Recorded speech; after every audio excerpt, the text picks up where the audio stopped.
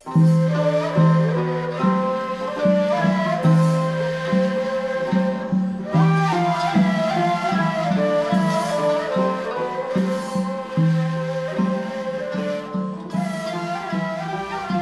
I had a hammer, I wouldn't necessarily hammer in the morning.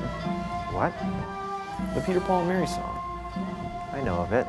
You know, who's to say that the morning is the best time to hammer? Maybe get the best light then. Yeah, but what if people are trying to sleep in? They also talk about hammering in the evening. When people are going to bed and watching TV?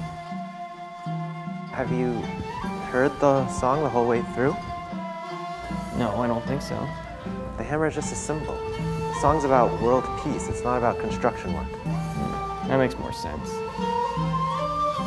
If I had to pick a tool to symbolize world peace, I'd pick a buzzsaw. You need to wear safety goggles.